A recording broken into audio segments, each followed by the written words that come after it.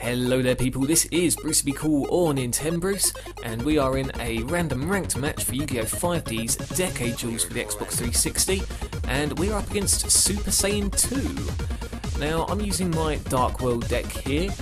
This is my sort of first real play with my finalised version. Like, I've been playing against the computer, obviously God knows how many times, but you can only, get so much experience from that anyway, so I figure let's do some online matches, see what goes on. I know this is going to be a good deck anyway, I just want to see how quickly I can, do people in really. So anyway, without bragging too much there then, Gold Sarcophagus.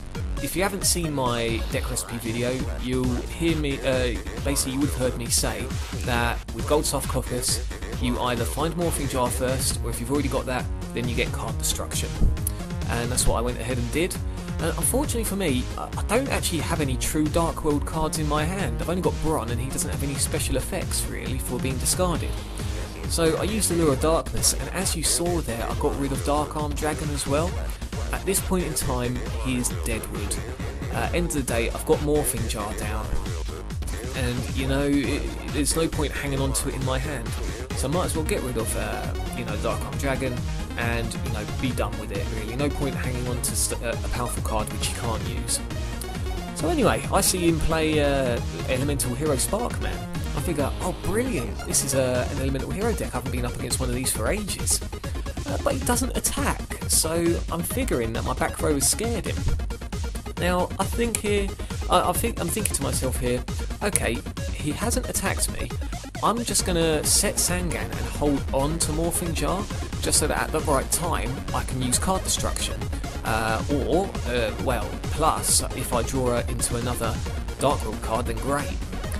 Now, he tributes and gets Mobius out of all things, and I'm thinking, no, I can't have any of that. That's higher than pretty much all my monsters in here. I got rid of one of them, Dark Arm Dragon, my other one's Gauze. I'm not going to let you have Mobius now. So, plus side there is I've got Morphing Jar still intact, so it's in my control there. Unfortunately, I don't draw into another Dark World card. Time's up now. I've got to make a move, really. I don't want him laying down any more cards and then having his hand replenished. So, I figure, which monster do I want to keep? I don't think he's going to cut through my field that easy if I swarm, so I'm going to hang on to Bron, put him on the field, and at least if I draw into any Dark World cards after this, mash up, then I can use Bron's effect and, get them on the field. So here we are, bit of Morphing Jar action. I get rid of Spirit Reaper, he gets rid of 3 cards there, just to break. Elemental Hero Prisma there, so this is definitely shaping up to be an Elemental Hero deck of proportions anyway. And what a draw, really. Usually I would go for card destruction, but I've got Dark World of Lightning there, or Dark World Lightning, I forget which way it goes, and I just clear his back row with Gren as the discard fodder. I do love these Dark World decks. They are very, very unique. I know I've said I like unique decks in the past, but Crystal Beast, Dark World, I love all that weird, crazy stuff. So I hold on to my card destruction out of all this and think, okay, he's got a full hand. I'm going to wreck it. So Royal Tribute. For those of you that don't know what it does, just watch basically. All monsters gone. Didn't affect me too much because Plague Spreader I can get back. And I get to see his hand as well, so Skyscraper and Bottomless Trap Hole. I am in good shape. Currently, I have him absolutely dominated. So, yeah, I'm a bit sad I don't have any other Dark World monsters at the moment, but hey, like I say, the field is in my favour. And the other thing with Necro Valley is it does knock out a lot of heavily used cards, so if this is a true Elemental Hero deck, and he has things like, I believe it was Miracle Fusion, where if he can't aim anything in the graveyard, because that would get rid of it basically, or target it rather, as well. So he goes and sets, I believe that's the Bottomless Trap Hole, he summons Submarine Roid. Now I was contemplating a little bit whether to play Solemn Judgment, but I thought, nah, you know what, I've got Crush Card Virus and Sangan down, so I can get Blackwing Gale the Whirlwind out if I want to knock down his attack and defence. But at this moment I didn't realise, not how low my life points were. but you know how I'm sort of jammed, especially when drawing into the heavy storm. I think, I can't really use you right now. So I'm drawing into a few dead cards at the moment. There's not much I can do, so I just change things to defence a little bit. And yeah, just let it be his turn again, see what he gets. You know, I want to try and get him at the point where he brings out a heavy monster, so not only would Crush card get rid of that monster, but it would waste a summon as well, so I know I've got the field absolutely dominated. And here, as soon as he played Skyscraper, I thought, he's got a Monster Reborn, hasn't he? That's the only reason he would play that. And lo and behold, there it is, Monster Reborn. And I believe he goes for Mobius here again, which is perfect really, gives me a good chance, getting my words mixed up. It gives me a good excuse to use Crush Card Virus. So I'm waiting for the moment, just in case. I don't know why just in case, I know that's a bottomless trap hole face down. And here we go, battle phase, let's go for a Crush card. So as I've mentioned, you know, it was wise to obviously tribute the Sangan, that's the only card anyway, and go for Gale the Whirlwind. And there it is, as if by, you know, fate, it's the first card of choice there. So besides knocking down the attack as well, I'm thinking to myself, should I waste that bottomless trap hole of his as well? You know, because even though I've got the field in good shape, he's still got quite a few life points to, you know, go into, to be bitten into. So I don't want any nasty surprises. So at least I know if he's wasting his cards, then all he's doing is top decking.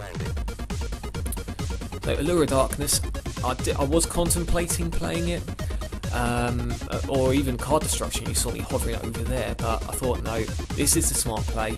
Knock down the defense and the attack anyway. I know that's not going to make much of a use if he lets me have my Synchro Summon, but he is going to let me have it. He will do. So I believe I'm thinking here, which Synchro should I bring out? But the choice was obvious really, it was going to be Magical Android. So here we go. And I was wondering whether I should just, you know, what's the word, use Solemn Judgment if he uses Bottomless Trap Hole. But I'm thinking, no, he's still got life points. I want to use Solemn Judgment when there's a card that is unexpected. I know I keep saying that through this, but you know, you mustn't just pray that you're going to win. You must know that you're going to win. And here, this is very methodical play by myself. This isn't bragging or anything, but I'm knowing what he's going to play and what he's going to do.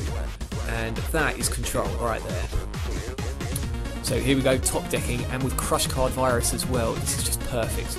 So, Jar of Greed, that is not going to help him, especially if he draws into another high monster, really. So we go, what do I draw? Terraforming. Not amazing, but if he was to draw into another elemental hero, then I don't want that happening, really. Unfortunately for him, Steamoid goes out the window. And here I'm feeling really bad for him, because I'm thinking, okay, he doesn't have a true elemental hero deck yet, you know, he's still got the starter deck cards. But unfortunately this is a lesson here that, you know, he started off with 43 cards, he can trim down the deck. And I'm not going to let up, you know, Yu-Gi-Oh! Can change it in gameplay so quickly that you want to try and do as much damage as possible and not have the thought of feeling sorry for your opponent. I know that sounds a bit philosophical there, but whatever. So here we go, he's essentially only got 2 turns left if he doesn't draw into anything. Mad Dog of Darkness, dear, dear, dear, even worse. So, what am I going to draw into here? Crush card is over, but next turn I'm going to use that Solemn. Whatever the case, I'm going to use Solemn. I'll draw into a monster, but not quite the right one, unfortunately. And here we are. Do I want to discard? No. No, I definitely don't. Okay, so he goes for the draw. No, it's a mystery card, it's do or die now. And he sets, so I know I can use Solemn Judgment no matter what. So I think here I'm just, oh yeah, that's it, I go for Heavy Storm. I think I'm just being a bit of a plank really and just go straight for Heavy Storm. And as soon as that happens, he decides to be a little naughty. Connection to your opponent has been lost. So there we have it. A rage quit again. I mean, I sent him a message saying, why'd you quit? It was a match. And, you know, he did actually send me a message back going, I got disconnected. I don't know, that's a bit too well timed to be a disconnection, to be honest with you. So, yeah, if you guys enjoyed what you see, another rage quit, / disconnect quit, whatever, then, yeah, give us a thumbs up, put comments in the section below, I'll get back to you as soon as I can. And, yeah, you guys take care of yourselves, and I'll see you again soon.